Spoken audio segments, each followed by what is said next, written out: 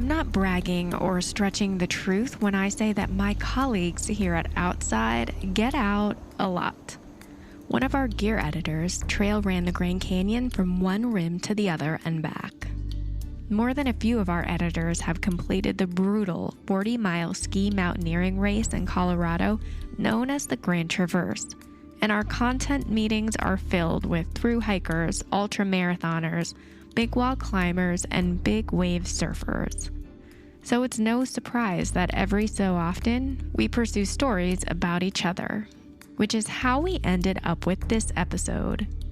Producer Maren Larson, who works on the Outside podcast, reached out to me and told me about the harrowing experience involving senior editor Abigail Baronian on a summer rafting trip. We decided it would make for a great story for Out Alive, so Maren got to work. If you enjoy this piece, you can listen to many others like it on the Outside podcast, so I encourage you to follow the show if you don't already. So from Out Alive and the Outside podcast, we bring you a story about one of our own editors.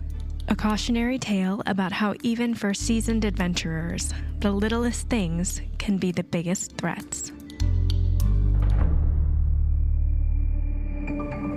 I made a decision to survive. You're in that survival mode. The idea of dying wasn't in my head. I knew immediately it was a worst case scenario. I was in a fight for my life situation. Whenever you walk out on these trails, you're in their house. I'm Louisa Albanese, and you're listening to Out Alive by Backpacker. In each episode of this podcast, we'll bring you real stories of real people who survived the unsurvivable. I saw the rope zip through the rappel ring, and I couldn't do anything. Learn what went wrong, what went right, and how you can escape if the worst case scenario happens to you. There was no way we would find anybody alive.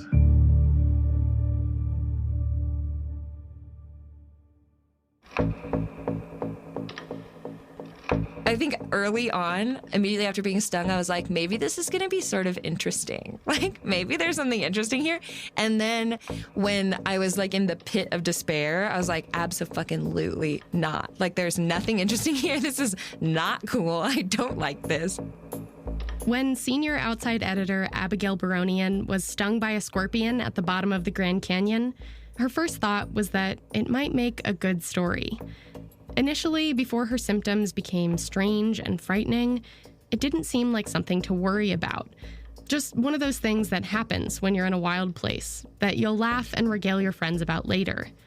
But as the situation developed, it started to feel like she was living through a true-life survival tale. My name is Abigail Baronian. I grew up in Washington State and spent a lot of time in the Cascades with my parents and brothers. And in the Olympics. I grew up skiing and backpacking and swimming and fishing. And yeah, I have always spent a lot of time outdoors. And then this summer started spending a little more time on rivers, which took me into the Grand Canyon, which is the scene for our story.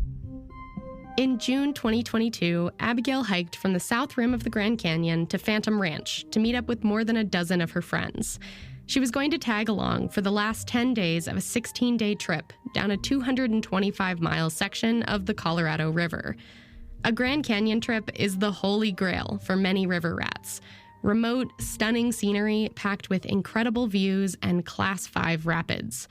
Her first week was both beautiful and challenging. Incidentally, hiked in with COVID, which I didn't know at the time, but later discovered with a PCR test after I got off the river. Fortunately, everybody on our trip got COVID before I got down there, so I didn't get anybody sick, but it'd been an exciting trip with health stuff. And the COVID detail's relevant, I promise. With just 3 days left in the trip, the group made camp at Whitmore Wash, a popular resting spot along the river. We're camped out at Whitmore Wash. It's crazy hot, like 115 midday. And so my friend and I had dumped a bucket of water out on the sand and then laid out this canvas mat, hoping that the evaporating water would cool things down. And we're sleeping with our Paco pads a couple feet apart, and I just have a sheet pulled over me. It's maybe like 10:30 at night, and we're laying under stars, pillow talking. We had just started to nod off and say goodnight. And he feels something crawling on his arm. I was like, what the fuck is that? Get it off of me. And I flicked it off of me. But inadvertently flicked it directly onto me. And it went right into Abby's bed sheets. Like full speed straight onto my thigh. And whatever it was stung me immediately. Pretty soon she was screaming. I was like, oh, fuck, that didn't feel like anything I've ever experienced before. She was complaining of this kind of like burning pain. And immediately like rolled over to try and stand up. And as I was rolling over, I'm tangled in the sheets with whatever it is that's stinging me, and it gets me on the other leg. And I was like, I'm sure it was just a wasp or a red ant or something, but honestly, it felt pretty big. We had been searching for scorpions with black lights the previous couple of nights just because it was fun. And if you didn't already know, scorpions glow fluorescent under a black light, like you're at a rave. So it's really fun to look for them. So I knew these puppies were around. And so we started looking through her sheets, and I turned on my headlamp, and we're looking through the sheets, and we're looking through the sheets. And then finally, I looked over, and my headlamp fell on the sand. And we see this little scorpion with its little pinchers straight up in the air. And it's just scuttling away. And I was like, oh, shit. And Abby's like, oh my God, it's a scorpion. Incidentally, this friend is outside contributing editor at large, Grayson Schaefer, just to put some blame on him and the public sphere. Because who throws a scorpion on their sleeping friend? And Grayson smacks it with a flip-flop, and it dies, and we're like, great, we know what we're in for. Everyone was asleep at this point, but we called over 2 of our friends that were on this trip with us just to be like, hey, this thing happened, what do you think? And one of them has a woofer. Woofer, spelled WFR, stands for Wilderness First Responder, a certification given to those who complete training for how to respond to medical emergencies in the backcountry. It's standard for guides, search and rescue professionals, and even the military. He actually had been stung by a scorpion before, and he's like, yeah, people tell you it's no worse than a wasp sting. I do think it's worse than a wasp sting. I got stung by a scorpion and woke up the next day. It was really feverish. My joints were really achy, but you're going to be okay. And I was not really that freaked out. It hurt really bad. And the pain at first did feel reminiscent of a really bad bee sting. But I was like, whatever, I'm gonna wait this out. It's gonna suck, but I'll be okay. And they monitored me for anaphylaxis, because that would be the thing that would kill you if you got stung by a scorpion, and I knew enough to know that. Anaphylaxis is a severe allergic reaction, and it can kill you, though it's an exceedingly rare response to a scorpion sting. If, as an adult, you're unlucky enough to encounter a deadly species of scorpion, heart or respiratory failure would be the most likely cause of death. But worldwide, of more than 2,700 documented species of scorpions, only 30 or so can be fatal for a healthy adult, and none of those are generally thought to live in the United States, which is why Abigail and her friends were unconcerned. So, without much other to do than wait it out, Abigail's friends got her a cot to sleep on, and they went back to bed. I'm lying under the stars, and they go to bed, and I'm like, man, my tongue feels kind of funny. And it was this weird, cooling sensation across the tongue. And I was like, that's weird. And I had taken an oxy that a friend had in his med kit in case something big and serious happened outside. And I'd taken it because I was like, I know this is going to hurt really bad. And I was like, maybe it's just from the drug. Maybe I'm passing out. And it got really hard to keep my eyes open. I was like, okay, I'm going to fall asleep.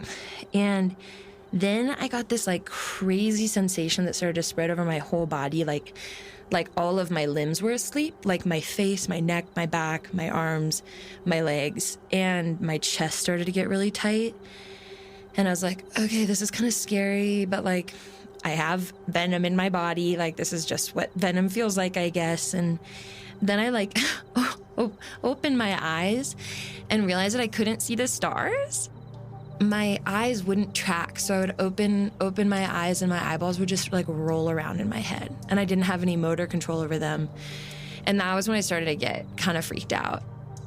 So I knew that scorpions, that they had a neurotoxin. That was a word that we had thrown around after I got stung, and so I was like, okay, it's gonna maybe affect my nervous system.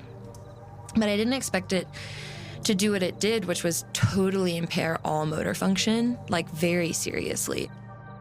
It turns out the neurotoxins in scorpion venom work by making your nerves hypersensitive, causing the sodium channels that are supposed to open and close to transmit messages to get stuck in the on position. This can cause extreme pain and make some movements difficult to control. In Abigail's case, her brain would tell her eyes to move, and instead of moving a little, they would move a lot. But she didn't know any of this at the time.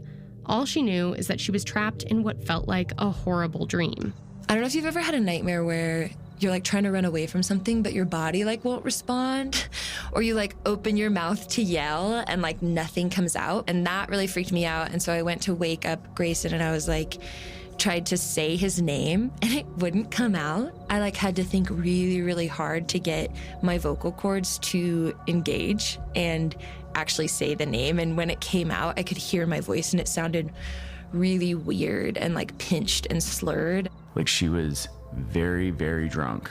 And I was like, oh, shoot, like something really bad is happening. Meanwhile, the points on my legs, we think it stung me 3 times, twice on the first leg and once on the other. And it stung me kind of at the top of my thighs. And where it had stung me was like on fire, like pulsing, just like kind of the pain that you would imagine. But then the rest of my body was like tingling. And even if fabric brushed it, it would like make me yelp because I was so sensitive and my skin felt like it was like on fire. And so I'm just like as uncomfortable as I've ever been in my whole life. And try to wake Grayson up to be like, hey, you know, I'm having a really serious reaction. I think you guys are going to have to consider evacuating me. But it's like 2 a.m. And he started kind of talking through what that would look like. And, you know, that we couldn't get an evac until the morning. And I was like, I can't actually communicate with you to discuss whether I think I need an evacuation because I can't really speak. So like, you're going to have to talk to everybody else about this. And like, I can't make this decision for myself. And he was like, I bet you'll feel better by the morning, but when the sun comes up, we'll talk about it. Everybody else is asleep, and I'm just sort of like, except for when I wake him up alone in the world. This is where a lot of people would start to panic. But Abigail was determined to stay calm. In that period, kind of between maybe like midnight when the really scary symptoms set in, and I don't know, maybe 5 a.m. when the sun rose, and I was just kind of there alone with my thoughts and my cornucopia of uncomfortable sensations. I did my best to not let a thought loop happen where I would like ruminate on the same thing because I knew that was dangerous both for my experience and my mental health, but also was worried that a panic loop was going to make it so I couldn't breathe. And then I would actually be in more serious trouble. But kind of the like arc of feelings and thinkings was like, when will this be over? I'm so miserable. I want my mom, basically, that like, I'm so sick and I just want somebody to come in and like tell me it's going to be okay feeling. And then I would sort of like dip a toe into the pool of panic of like, do I have neurological damage? Like, what's this going to look like when I get back home? Am I going to be able to like have a conversation with my boyfriend? Am I going to be able to like go for a run? Like, what are my limitations going to be? Like, what's really happening to me? And I would dip into there for a second. And then I thought of it as if someone was tightening a lid on my chest, like a jar lid. And I'd feel like it screwed tighter. And I'd be like, okay, gotta get out of that pool. And then I would just focus on my breath. And like, that was really the only thing that I could do, to sort of observe my thoughts and sensations rather than like be a prisoner to them.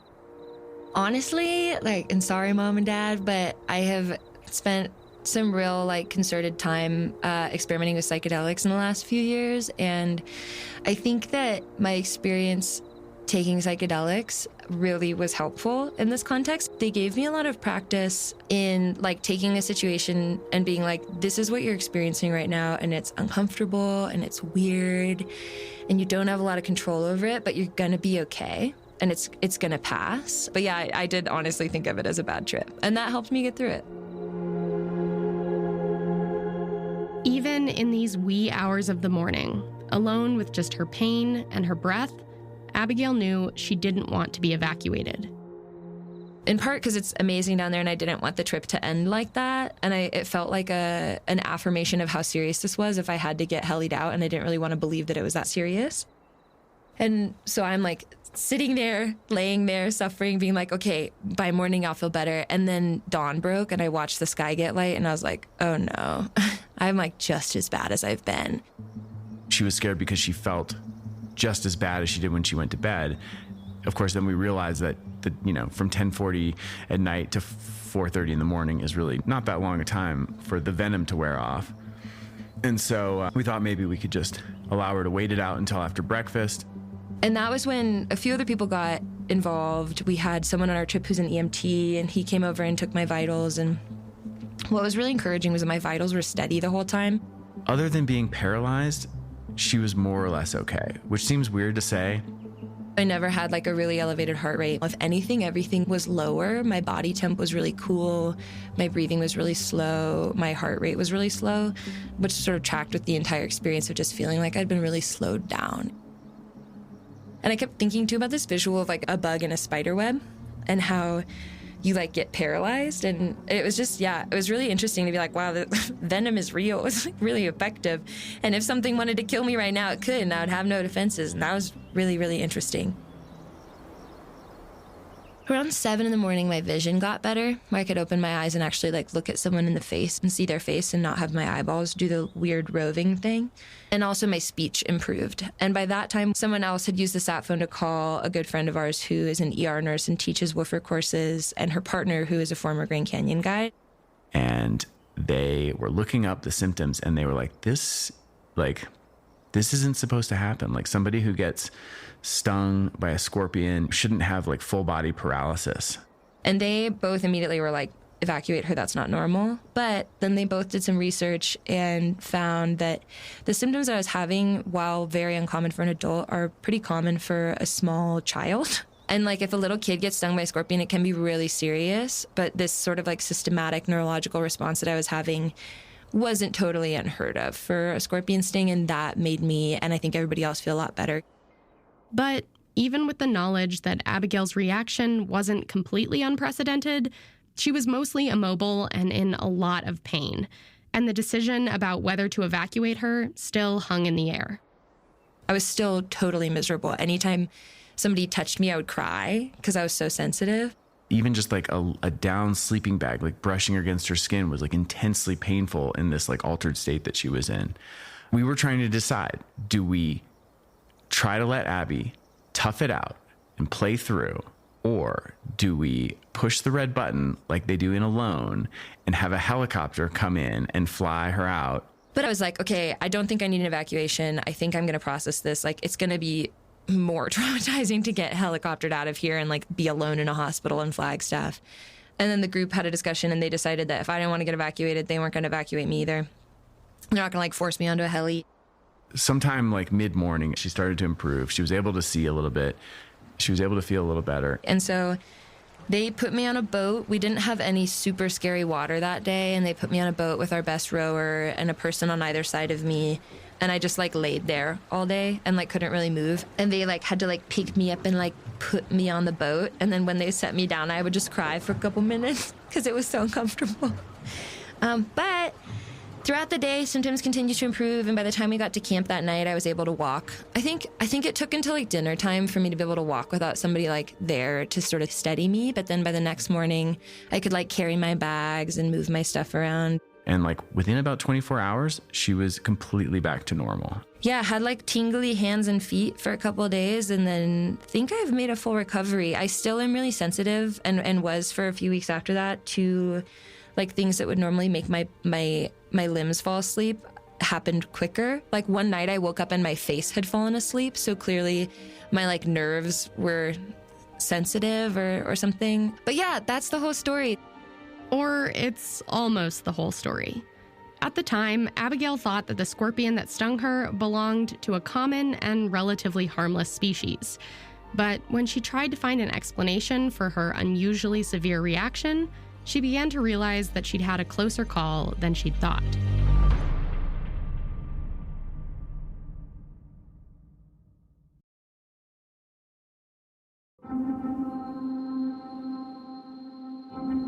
When Grayson Schaefer saw a scorpion scurry out of a pile of crumpled bedsheets after stinging his friend Abigail Baronian 3 times, his first instinct was to swat the creature with a flip-flop.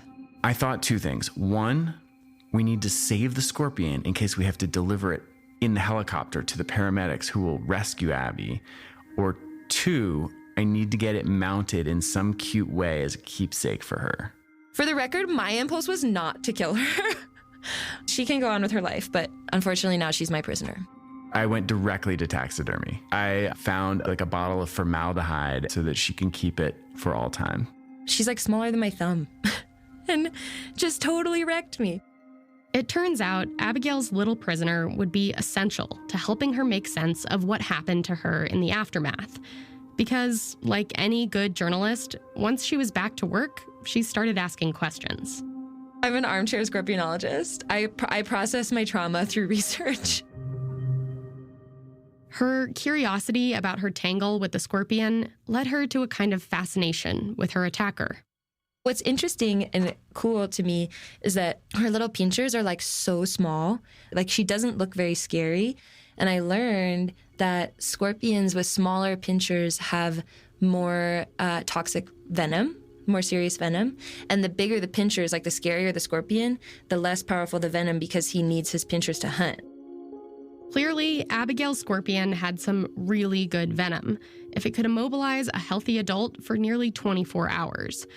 Abigail's experience left her with a lot of questions that she just couldn't leave alone, starting with, why did this sting affect her so much more than it should have?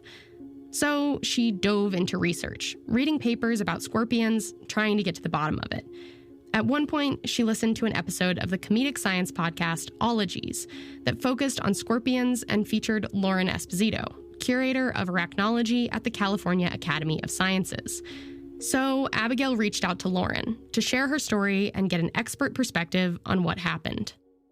So long story short, I was on a trip in the Grand Canyon and was stung by what I assume is an Arizona bark scorpion. It's probably a reasonable assumption. Yeah, I actually have it in like a little jar if you wanted to see a picture and tell me if I was right. But feel pretty safe in that assumption. And Abigail went into her conversation with Lauren armed with a slew of questions about what she assumed was a non-lethal species of scorpion that is common and widespread throughout Arizona and southwestern New Mexico, Centauroides sculpturatus, or the Arizona bark scorpion. But pretty early on in the conversation, there were signs that she might have something else on her hands. So what I would say is that your reaction to this scorpion venom is a pretty unusual one. And it's like a pretty extreme case. It's actually probably the most extreme case that I've heard of in people telling me their stories and stories that I've read about scorpion envenomations here in this country. Interesting. But it's not entirely dissimilar to the kinds of reactions that we see occurring in close relatives of the Arizona bark scorpion. And I mention this because there's been a few instances that we know of where close relatives of the Arizona bark scorpion have been moved through human activity accidentally into parts of Arizona. And these scorpions are pretty much all distributed in sort of northwestern mainland Mexico. And there's about a dozen of them that are capable of delivering lethal envenomations to adult humans. And so when you mention that you have the specimen, I would actually be interested in taking a look at it to determine whether it is really an Arizona bark scorpion or whether it's one of these really very rare instances of another species being inadvertently introduced into the desert Southwest and the U.S. side. But still, Lauren was pretty sure it was an Arizona bark scorpion. Maybe Abigail's reaction was because she was recovering from COVID and immunocompromised, or because she was stung 3 times. Regardless of what kind of species it was, Abigail wanted to know more about the scorpion that stung her. Because while this was a bad night for Abigail, it was certainly the worst experience of the scorpion's life. So if we're talking about a female scorpion on a moonless night in the middle of the summer who probably just came out from whatever crevice she was hiding in, and to be quite honest, like if you were sleeping on a piece of canvas, she may have crawled in there the morning before. And when you opened things up, like she was like, oh, like I'm free again. It's nighttime. Like, let me get out of here because I was like trapped in this moving object on the river all day. What she would be doing, aside from getting away, if that was indeed the case, is out looking for some food. Bark scorpions are typically sit and wait predators, so they'll just like find a tree or a plant to hang out on. And they're called bark scorpions because oftentimes they're found like under like the bark of dried trees because that's like the crevice that they hide in. So like being in sheets, for example, is like prime time for Arizona bark scorpions. Like that's one of their favorite places to hide when it comes to human habitations because it's kind of like the bark of a tree. So it's just right up their alley for like a perfect like hiding spot or crevice. So she'd be like out eating. Like she's probably already made it at this point for the year. And so she'd just be kind of doing her thing. When Abigail got off the call, she sent Lauren a picture of the scorpion. I had her record what happened next in a voice memo. So I have been texting with Lauren Esposito, and I sent her just photos of the scorpion in a little jar of formaldehyde. Pretty immediately, she was like, it is a bark scorpion, probably Arizona, but the view from the top will confirm. And then when I sent a photo of the top of the scorpion, she was like, that's actually maybe not an Arizona bark scorpion. Can you get a picture of the head? And so I pulled the scorpion out of this little jar of formaldehyde and sent her these really close-up videos, pulling the arms out so that you could see the head. And she texted me back and said, I'm pretty certain that this is not Centroroides sculpturata. In other words, not an Arizona bark scorpion, but likely one of its far more deadly Centroroides cousins from northern Mexico. For Abigail, this meant that she was envenomated by a far more dangerous critter than she realized. For scientists studying scorpions, it brings up a number of questions. Is this a one-off incident? A lone scorpion that was perhaps transported outside of its normal range by human activity? Or has a new population been established, meaning that the United States is now, for the first time, home to a deadly species of scorpion? Does this scorpion even belong to a species we know about, or could it be a new one? Abigail plans to send her specimen to a scorpion specialist at a university in Mexico to verify the exact species. Meanwhile, she has emerged from the experience relatively unharmed, but not unchanged. You know, I came out of it and was like, am I traumatized? Like, do I have some stuff to work through? And I think all told, I came out pretty emotionally intact. I will never sleep out again. I just don't. I've always thought of bugs and snakes and arthropods and little creatures as just like they're not going to bug you if you don't bug them, and just haven't really given them much thought other than like awareness, right? But this was sort of this moment of like, oh yeah, there are things in the backcountry other than your own poor decision-making or clumsiness that can really hurt you. And so have a little more respect for the critters.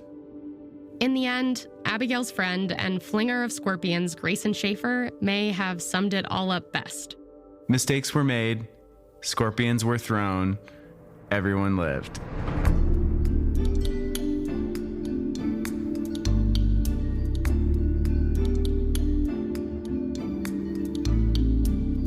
Thank you to Abigail Baronian and Grayson Schaefer for sharing your stories with us.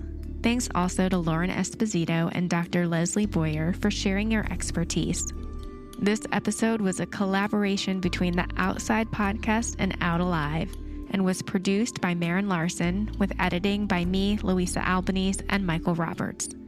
Music and sound design was by Jason Patton. Out Alive is brought to you by Ricola. Out Alive is made possible by members of Outside Plus. Learn more about all the benefits of membership at outsideonline.com/podplus. Now is a great time to join. We're offering new members a 50% discount for a limited time.